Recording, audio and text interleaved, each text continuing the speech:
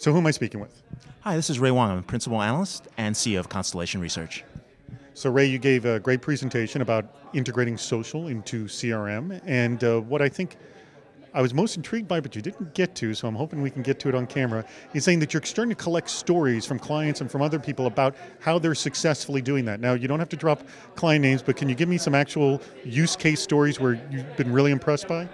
Yeah, there are a couple great use cases that are out there. If you think about the service and support market, taking things from social requests like a Twitter page or a Facebook feed, trying to figure out how to get an early adoption in terms of understanding what's going on, right? So does someone have a complaint? Does someone have a serious issue? Is a product not working the way it was supposed to be intended? How do we get to that kind of information? And so some clients are taking those Twitter feeds, using that for improving the product lifecycle, going out and saying, hey, there's another feature that we should have added, maybe there's something we could do to extend it. Maybe the product is being used in a way you wouldn't have thought for before, right? You're seeing on a YouTube video like someone's doing something very different with a product and they're saying, wow, and people go back and say, oh, I didn't know you could do that with this specific product. On the other hand, there's service and support that's going on where people are taking a Twitter feed, they're saying, hey, this is my customer, how do we respond to them more quickly? This is a very important customer, or this is someone that's actually just spoofing, or they're kind of just complaining, or maybe in the semantics, they didn't care, right? So, or it was just an irony piece we didn't get, right? So it's being able to get to triage that information and taking that effectively and then driving it back into a contact center or interaction center or back into a sales or marketing campaign. So I think that maybe that last few feet is what I'm intrigued by.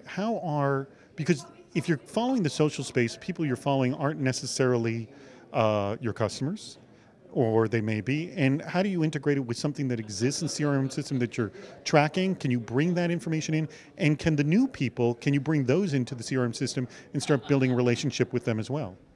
You know, something I didn't say at the event, but everybody, when they begin on day one, they should start capturing some of these social data. So if you get an opportunity in your contact center, ask people for their Twitter handles. If you get a chance on a pop-up screen as people log into their email or their web-based accounts, ask for their Twitter handles. So something as simple as that can be done with very little technology. Once you have that, then they can start creating correlation. I can tell if you're an existing customer or not. So that's a simple thing that you can start out with, whether you begin your social strategy today or in 6 months or in a year, at least you have that data and information. It's no different than collecting email addresses now before you even start a marketing campaign. Exactly. It goes back to the same premise. I need a contact information. I need to see if they're a customer or not, or if even they're on a high potential prospect list. Excellent. And are there any sort of other unique cases you want to tell me about? Well, there are a lot of cases that go along, I'd say, if you think about 6 common areas: service and support, marketing, sales, if you're thinking about innovation, thinking about collaboration and customer experience.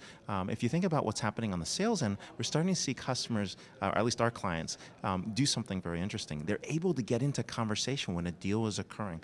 Like, for example, I'm really interested in buying a house, or for example, I'm really interested in buying this high-tech appliance, and when they see these conversations occur, they can quickly track down to figure, one, is this their customer? If it's not their customer, it's their competitors. What are they competing against? And use that as a proxy to go steal a deal in the middle, in flight. And that is actually starting to happen, which is really neat. People are starting to compete against deals or discover deals that were occurring that they wouldn't have known about. That's actually an excellent point, and that's pretty much the whole basis of excellent advertising. You know, the best time to advertise is when people are in purchase cycle, and Twitter's doing a great job of that, yes. Right, but for that to be successful, you have to have been engaging in Twitter for quite some time so people trust you. It's not like, oh, out of the blue, this guy comes in and says, oh, that product stinks. It's kind of like, oh, have you considered another product? And if you're doing your job, it's actually going to happen not just by yourself. It's going to be viral. Your customers are going to say, hey, you know, have you considered this other product? I'm using it right now. It works great. And you're able to create a different kind of sales strategy. Ray, thank you so much for your time. Hey, thanks, David.